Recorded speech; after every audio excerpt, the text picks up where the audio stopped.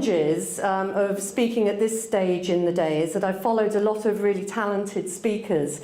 So over lunch, I've made wholesale revisions to what I was going to say. And Jean, apologies if I missed the 2 of your 10 that we discussed that we thought I might cover. I think I might get there. Managing partner for people and talent was a huge sort of step for me to join the UK firm's leadership team. And I'll explain why with a little bit of a potted history. But one of the reasons that I was really keen to accept the role is that I'm absolutely passionate about creating an environment where everybody, regardless of background, regardless of gender, regardless of ethnicity or sexual orientation, can be successful. And that's a personal mission of mine. And one of the reasons is I come from a working class background. One of my grandfathers was a grocer. The other was an illiterate plumber. You'll notice that I haven't mentioned grandmothers in connection with the workplace because they didn't. I went through the state school system in the UK, which has its faults, and I didn't go to university. So I started work in 1981 on a school leaver programme for a medium-sized firm of accountants. So, you might reflect that at the time I didn't really have very much going for me. But I did have a few things. I had bags of energy. And Camilla, I was wondering when you were talking about, are you an A or a B, whether you could actually from time to time be both simultaneously. Because I think, certainly back in the day, I had bags of energy in the morning and I was still going like a Duracell bunny at midnight. And that was really helpful. Because it meant that I had a huge capacity for getting stuff done. I also had a very strong work ethic. I think coming from a working class background, you do, because you've just got to make it yourself. I also had a strong ability to network. And when I was growing up, through my dad's job, we used to move about once every 2 years. So I was moving schools at different ages and stages. And it really honed my networking skills because, boy, when you're the 13-year-old kid, new kid on the block, going into a school where everybody's grown up with one another, you really do have to work hard at your networks. I also had some brilliant advice from my mum. And she used to say, if you aim for the moon, you might hit the top of a tree. And I've carried that with me right the way through my career. And what that's increasingly meant to me is that I shouldn't be defined by my own self-limiting beliefs, of which I have many. And I certainly shouldn't be defined by other people's limiting beliefs, either of me or of the environment. I should just go for it. So I did go for it, but I didn't go for it on my own. I haven't managed to do this on my own, and networks have helped me. My networks have helped me tremendously over the years. Back in 1981, when I first joined that firm as a wet behind the ears 19-year-old school leaver, not really knowing what on earth I was doing in the restructuring business, which is what I joined, but it was a job, hey? I quickly established my internal network within the firm of seasoned professionals, folk who were going to teach me the ropes and help me learn the tools of my trade within the restructuring profession. And I also looked externally, outside of the firm, to clients, to intermediaries, to people who would bring projects to me, who would bring work to me that the firm might otherwise not have won. And that started to really build my reputation within the organisation. And then, of course, my other external network were my friends, my partners. Sounds like I have had many, but anyway, that's probably another story. And of course, my family. And it was really, really important, and I learned very quickly to reach out to those networks, and that I learned very early on that it was okay to ask for help. In fact, in some circumstances, it should be a prerequisite to ask for help.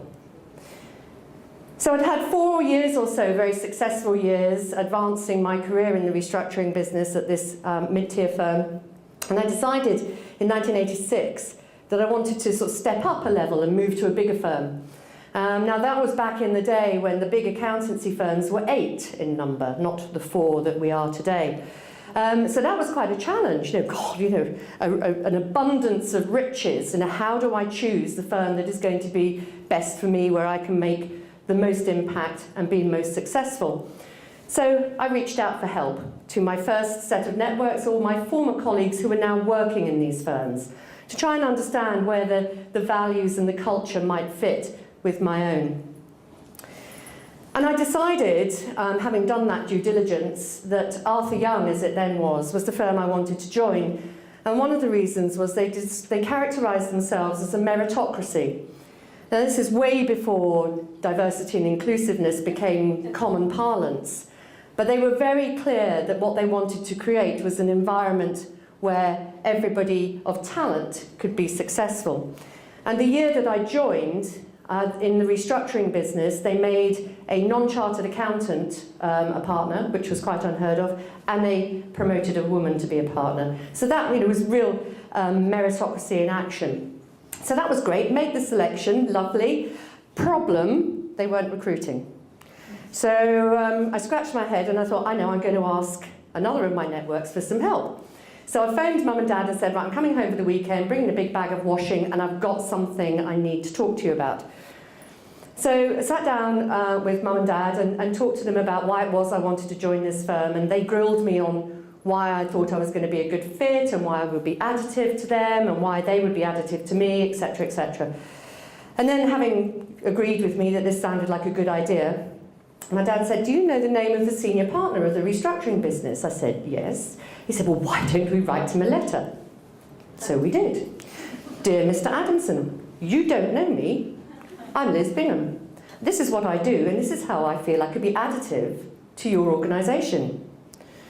I was taking control of my career, which was quite a scary moment, but I did it with the support of my family. So, popped it in an envelope, and off it went.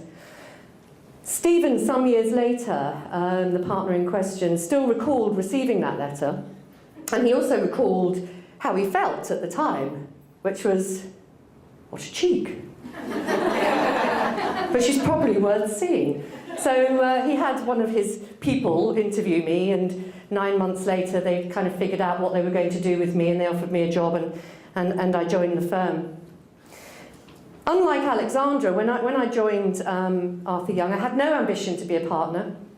In fact, my ambitions were to work in a great environment, to work on some challenging and interesting projects, and to work with great people.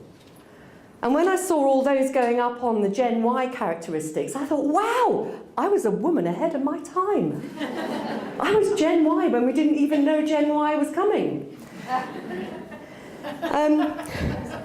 But I made some rapid progress, even though I had no ambition to be a partner. I was working with interesting folk and great clients, and I made progress, and I kept getting promoted, and that was all great. And then one day my boss came to me and he said, Bingham, yes, we think you're rather good. Did you know you're on partner track? I went, oh no, I have no idea. What's all that about then? He said, well, we think you may have what it takes to be a partner in this firm. Oh, good, I think. He said, but we'd like to send you on an assessment centre just to test your mettle. It's 3 days down in Brighton. Don't worry about it, nothing to prepare for, you'll be fine. Okay. And I forgot my golden rule. I forgot to reach out to my networks of people who'd been through the assessment process before. I certainly didn't ask for help. And you probably won't be surprised to know that I went and I crashed and burned. I had the most disastrous 3 days. I got back into the workplace determined about one thing, and that was I was never, ever going to be a partner in this firm. Never. But I really liked the environment and the people and the clients, and so I stayed with it, and I got promoted again, and everybody was very clear that partnership was not for me, and that was fine. During this period, I had a real revelatory moment in that I came out to my boss, and this is the same Stephen that I'd written that cheeky letter to all those years earlier. And I was in his office and we were discussing some technical matter on a client, and I got up to leave and I walked to the door, and he said, Liz, he said, just a minute. Can you shut the door and come back? There's something I want to talk to you about. Now, we were an open door organisation in those days, and if a senior partner had you in their office with the door shut, you knew you were probably going to be fired. So I got back to his desk thinking, oh God, what have I done? And he said, can I ask you a personal question? I said, yes, by all means, but I don't guarantee that I'm going to answer it. And he said, that flatmate of yours that I met a couple of weeks ago in the pub, Linda. Oh, yes. He said, are you in a relationship with her? I was pretty shocked. And what flashed through my mind was, I can lie, and I can lie credibly, and I will get away with it. I will get away with it. But then the other half of my brain was saying, I don't want to. I don't want to lie. So I took a deep breath, and I said, yes, we are. And we had a brilliant conversation for about 20 minutes. How did you meet? All of these sorts of things, nothing too personal. And at the end, I said, Stephen, I've really enjoyed this conversation. I feel quite unburdened, but nobody else in the firm knows. And I thought. It was like the worst kept secret.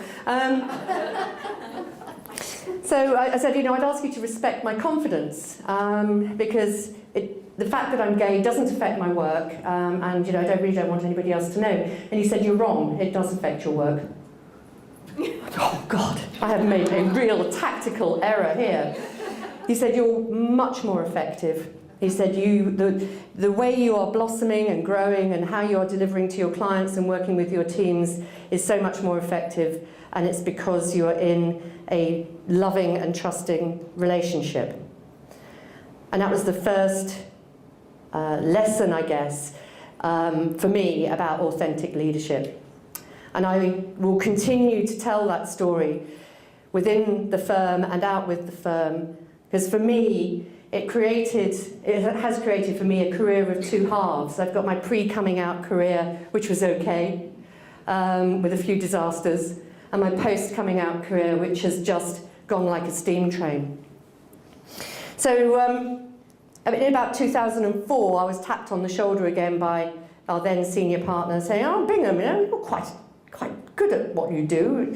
Have you ever considered partnership? I went, oh, yes. So I told him about the disaster in Brighton and so on. And he said, oh, that's very disappointing.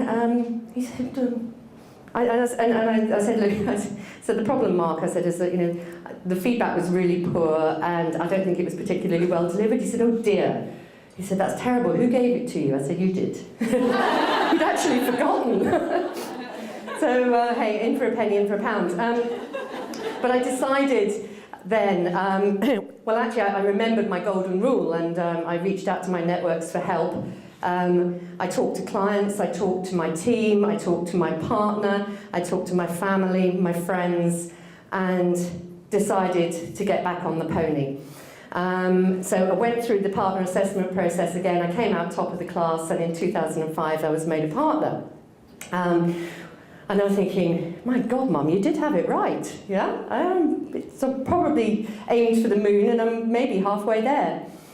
And then a short 6 years later, I'm then invited onto the UK Firms Leadership Team, which is, for those of you who know professional services organisations, it is quite rapid progress. But I think one of the reasons for that is this essence and notion of authenticity. My clients see it, my team see it, my bosses see it. So, asking for help, really important to remember that. But as Claudia said this morning, it actually gets better when you give help to others. And I think that's a really important thing that we should all remember. It's not all about one-way street of asking for help, it's about giving it as well. And I think when you think about your networks, it's important to think about why you want those networks. What is it that you're going to ask for help? What would you expect those networks to ask of you? And definitely think about that as a two-way street. You know, we're operating in such an uncertain world these days, and I genuinely think that in order for us to navigate the uncertainty, networks are going to become increasingly important. I think the future is going to look more like successful businesses are successful through collaborating, not competing. And collaboration, of course, implies that you have networks. And we're an increasingly globalized working environment. So those networks are going to be far-flung and far-spread. So think really long and hard about who are in your networks and why you want them there. Just, you know, Gen Y are demanding this change of thinking, of wanting a more collaborative working environment and something that is less competitive. And being collaborative doesn't mean that you can't still grow successfully. And that's really important to remember. You know, somebody told me just a couple of days ago about a tweet that has gone viral from a Gen Y that said, "Dear old people who run the world, we want to break up with you." Frankly, you can't blame them. We've made a bit of a hash of it. So something's got to change. And you know, I think this is where, you know, diversity and inclusiveness will really come to life. Because we are more globalized, the talent pool is shifting into different areas of the world. We've got massive demographic issues facing some of the more mature economies and even some of the bigger emerging economies like China, huge demographic issues. So diversity and inclusiveness, absolutely critical. The one thing for me, and this is a mantra that I reinforce at work, is the most important of those letters is I. You can be as diverse as you like, but if you're not inclusive, you've missed a trick and you will not grow. I can walk into our London office where I'm based, and it looks like the League of Nations sometimes. It's fantastic. You can hear 5 different languages being spoken in the lift. Well, if we don't create an environment where everybody feels comfortable and safe and able to succeed, then we will have missed the trick. Now, I've seen the yellow card, and I am very conscious I'm now standing between you and coffee, so I would like to leave you just with 3 thoughts. This is a long journey that we're on, okay?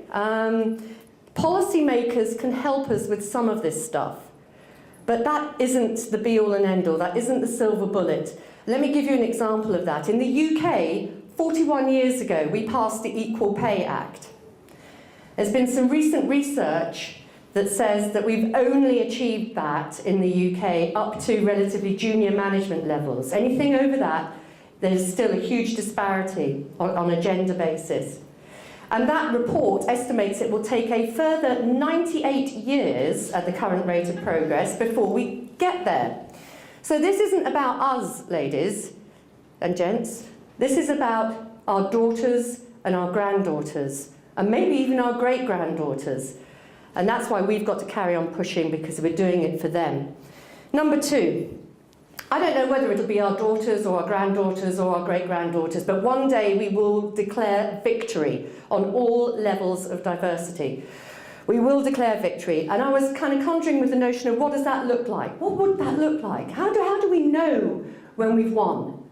And I reckon one of the things will be we will see more crap women on boards than men.